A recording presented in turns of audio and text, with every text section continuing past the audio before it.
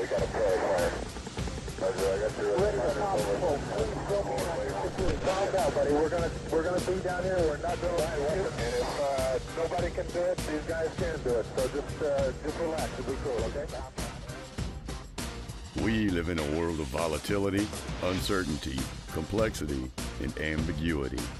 It is in that environment of high speed, high stress chaos that you as a leader must make decisions, communicate those decisions, then ultimately execute those decisions. Your ability to do so will determine your success or failure. Welcome to Decide, Communicate, Execute. Time to lock and load. Here's Gene.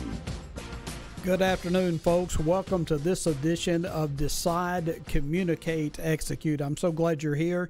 I hope you guys had a wonderful Veterans Day weekend. I don't plug many things or many shows, but for those of you that have Netflix, I would challenge you to watch their series that they've done on Medal of Honor winners.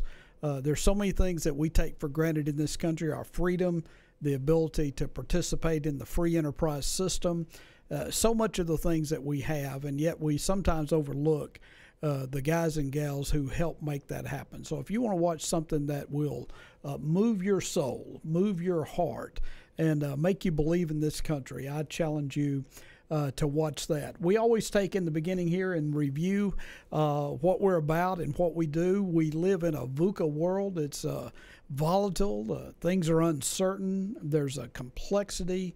There's an ambiguity. We deal every day in the business world with different industries.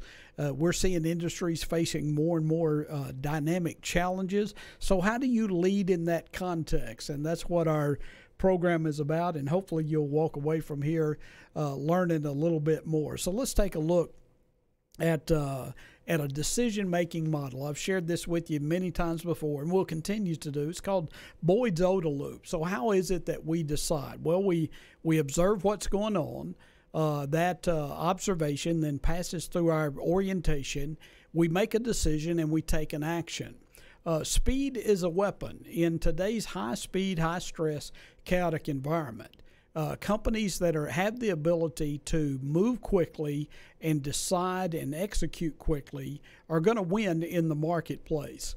There are challenges like we've never faced before, but having a framework and understanding that is what will help you to succeed. And who has that? Our United States military has that, specifically the United States Marine Corps. You think about their mission. Their mission is very entrepreneurial. They actually use the word entrepreneurial to describe several of their missions. And like those of you that, like I have, that have had what Gerber calls the entrepreneurial seizure, that's where oxygen shuts off to your brain and you say, hey, I think I'll quit a real job and start my own business. The Marines are very much like that. You think about that. Since 1775, they've been landing under heavy fire on foreign enemy shores, and then the boats leave. And so that's pretty much the way it is with entrepreneurship, very much the same thing. You land on an enemy shore under heavy fire, and then the boats leave. And so you're left there to figure it out. So I've got a question for you today. Are your employees engaged? Are they really engaged? And so if we can move forward, and when we talk about that in the concept or the context of their orientation. So every year, and I challenge you to download this, you can, for those of you leaders and employers out there and managers, you can Google Gallup's State of the American Workplace. Every year they publish this in-depth study, and it is extremely insightful. In fact, what it is every year, sadly, is that it is an indictment of the poor level of leadership in this country today. And I'm going to share with you a few quotes out of this afternoon, and then I'm going to kind of talk to you and comment on each of those. Listen to this. Gallup estimates that actively disengaged employees cost the U.S. $483 billion to $605 billion each year in lost productivity. This is an astounding figure, and it goes back to leadership. It might be later on in the slides, but previously they have published stats that are showing roughly this. If you've got 100 employees in a company, approximately 20% of them are engaged. They're there, they show up, they're tied, dried, refried, ready to go and get the job done. And then you have a little over 50% of your folks that are just watching the clock. Hey, how do I grind it out?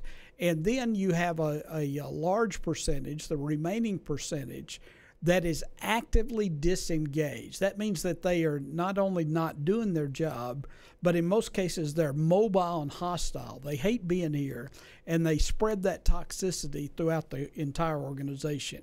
And so that's a cost there of $480 to $605 billion a year. And again, that goes back to leadership. And why do you see this amongst so many employees? I would say because you have so many disengaged leaders. The next stat they talk about here is that at any given time, and you look at this, we are in an economy now with all of us old gray-beard baby boomers about to go to pasture, and with the skill set that's coming up behind us. At any given time there's 51% of folks, according to Gallup, that are either looking for new jobs or watching for openings. And so 91% say the last time they changed jobs, they left the company to do so. What's that? That's an indictment that many companies do not provide a path forward to their folks. So many people think that if I'm going to be promoted, there's no way if I sit around this joint that I can ever go past where I am right now. So I need to look outside. And then 35% of workers report changing jobs within the last 3 years. So as talent becomes more and more limited, in greater demand, and then the cost of turnover itself, it's not in this particular study, I don't believe, but I've seen in the past, the cost of turnover costs thousands and thousands of dollars. Usually to change out a job there, you're looking at least 50% of the cost of somebody's annual salary. That's what's cost during the transition, because there's time for people to catch up, to get into swing, and to move forward there. So that's the employee stats. The next one that they talked about here, if you'll move that forward for me, Matt, is 63% of the folks believe it's very likely or somewhat likely that they would find a job just as good as the one they have.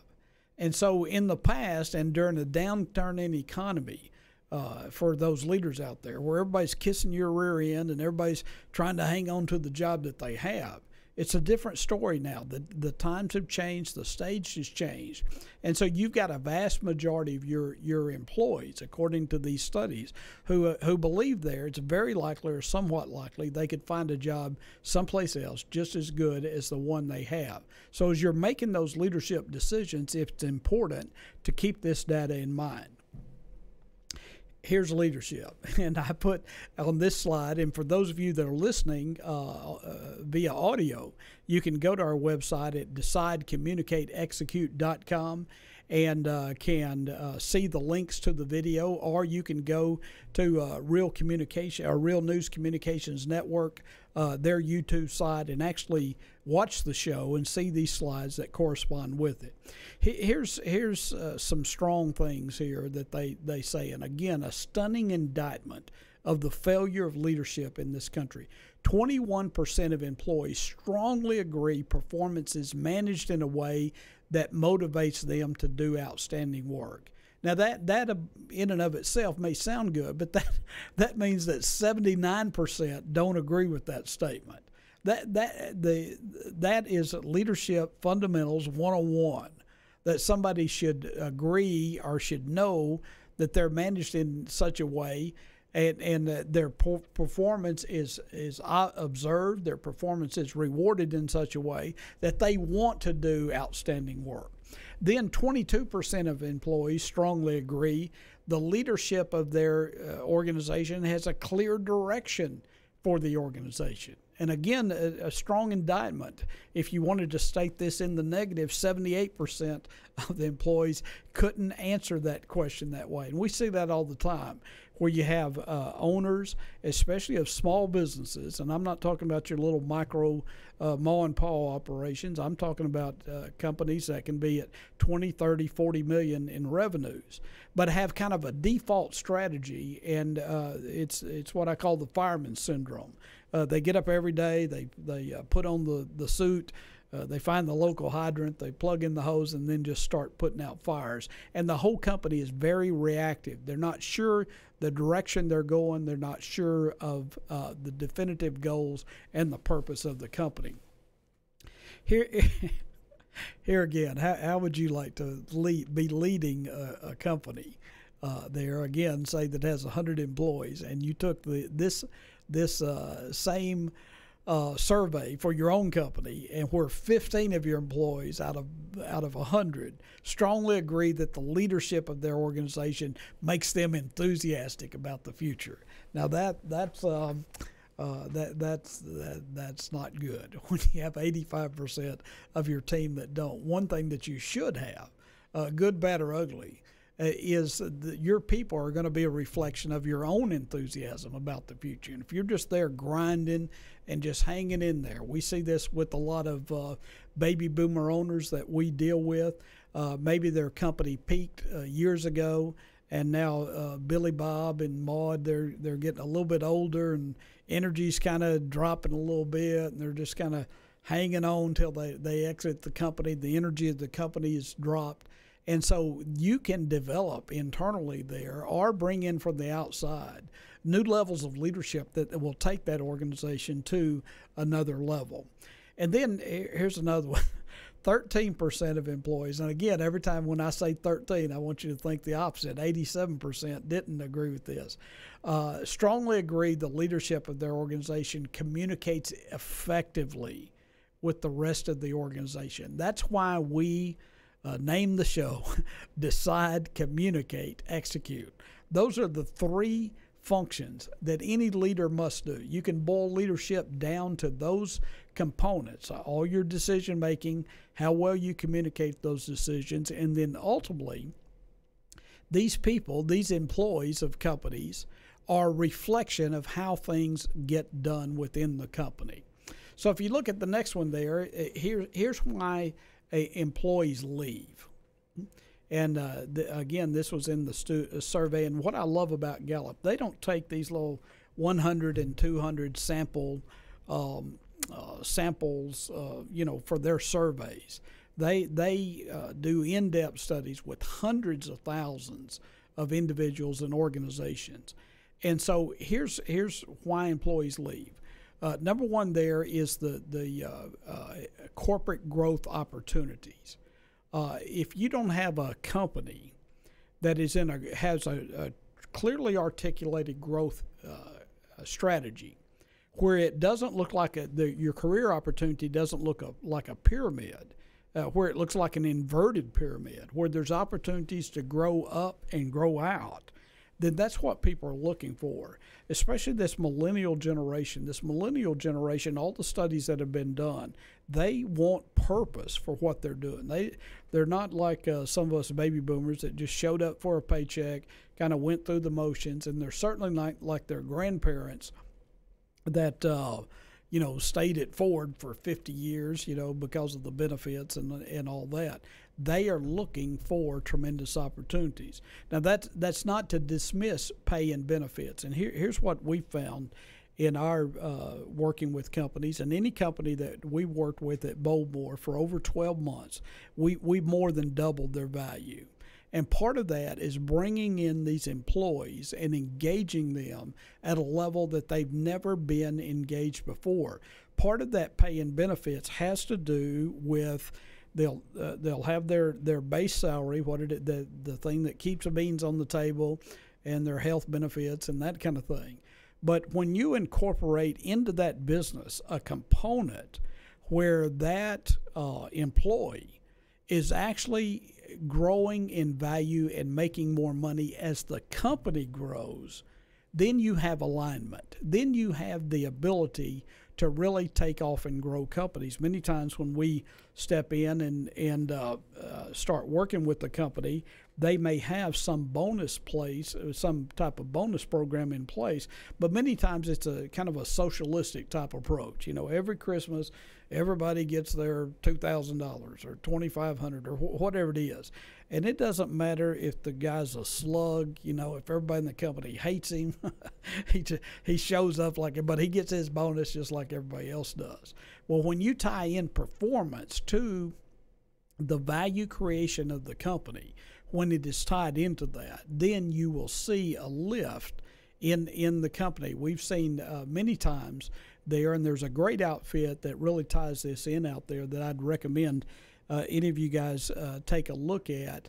And that outfit is the one that I will think of in a second. I told people at my age I have my grandkids wear name tags because if I didn't, I couldn't remember what they do. But this outfit is really tied into the whole employee ownership movement. They are the guys there, and again, I'll think of them in just a second. They really tie performance with the company performance. And so when you've got ownership, when employees start thinking like owners. An anecdote from the other day was one of them walked into the CEO's office and said, "Sir, I want to be respectful, but when you leave here, would you make sure you turn the lights off in your office because that's costing me money?" And so that's what you want, is that absolute alignment. Then here's where you're really getting into it here, is that one of the major reasons they leave is because they're manager or management. The trust level, either from a character standpoint or a competence standpoint, is that they don't trust their manager. They don't like their manager. The manager doesn't treat them the way, with dignity and respect.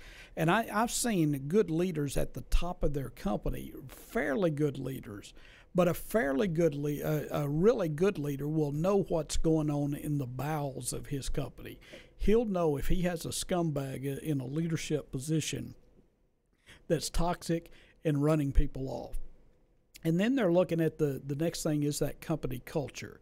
Is it a culture that they thrive in? And I've said before, in today's society, so fragmented, so mobile, nobody knows their neighbors anymore. There's not that social element. And that's like a lot of these companies really tapped into, Google and some of these other companies, tapped into the whole culture of community, where you've got these young guys that basically just live there. That's kind of their life. And like I said before, love is a force multiplier.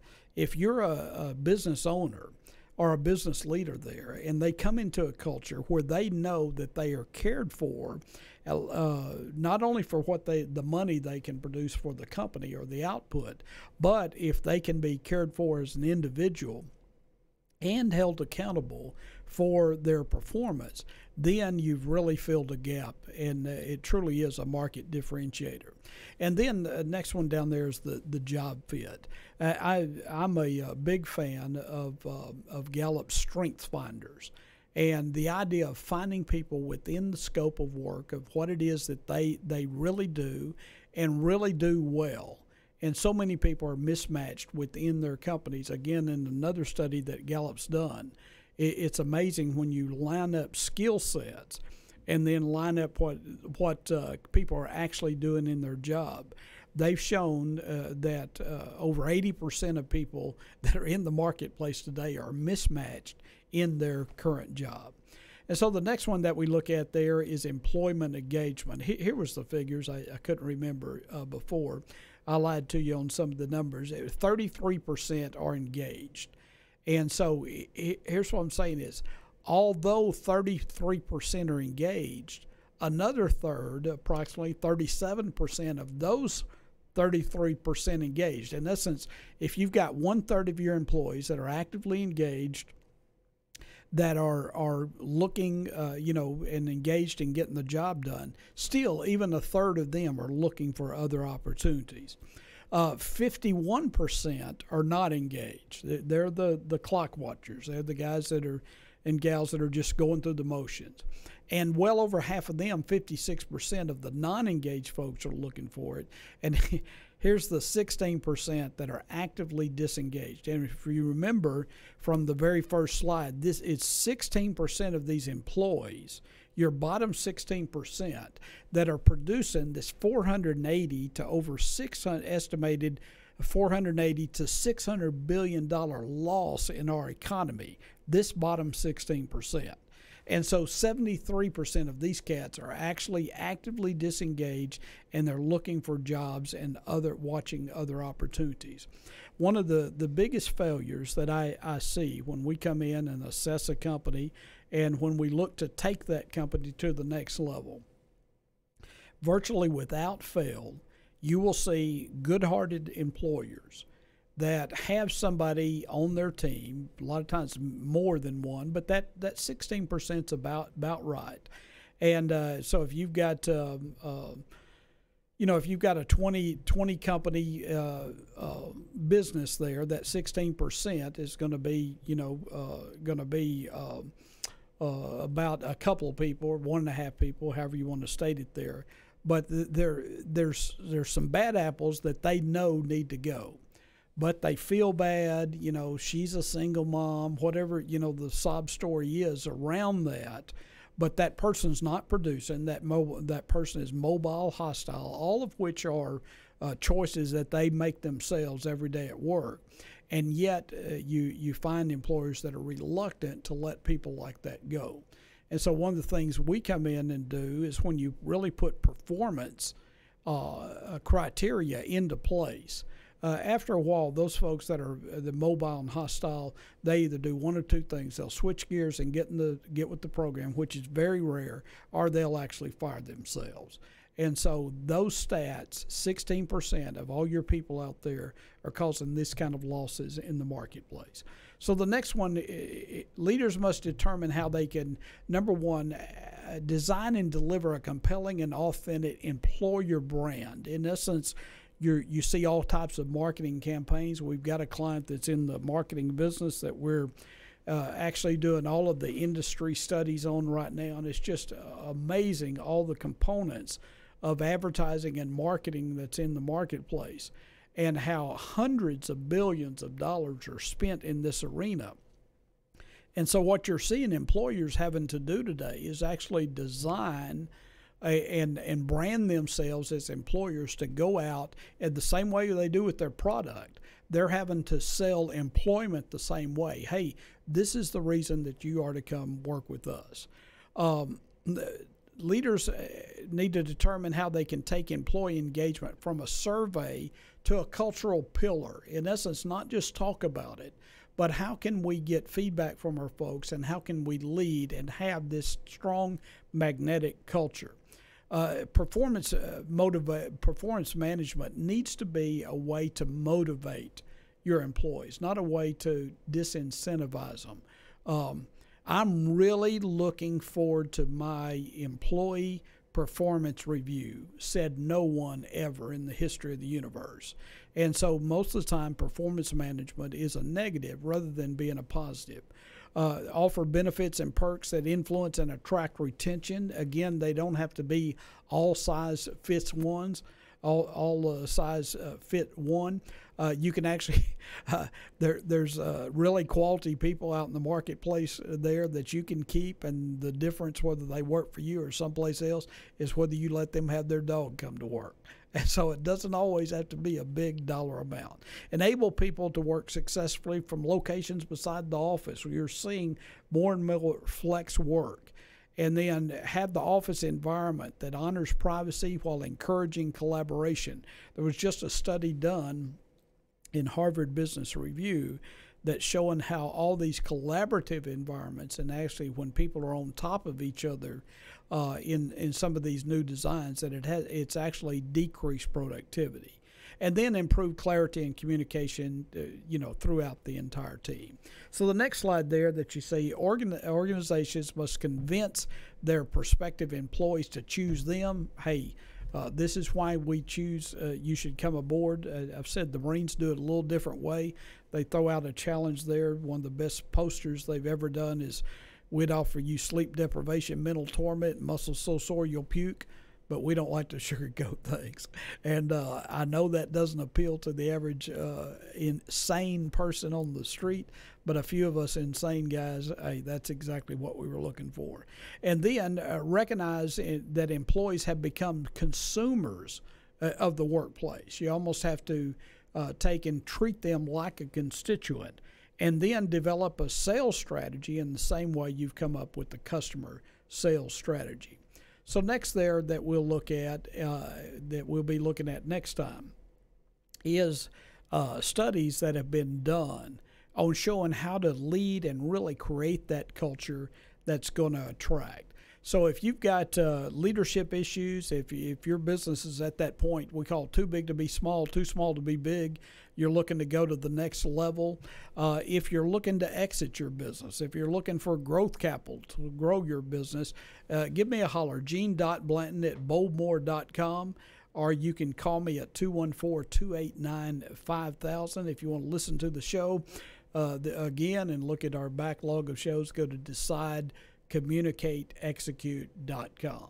If you didn't take anything else away today, take away the fact that not having engaged employees, and that's something you control as a leader. You can't control everything that takes place in the marketplace.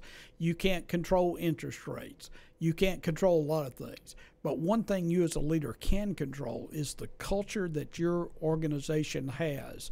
And you as a leader have the ability to build, grow, and execute with an engaged team. That's your job, not to sugarcoat it. That's what you're here for, is to decide, communicate, and execute through your people.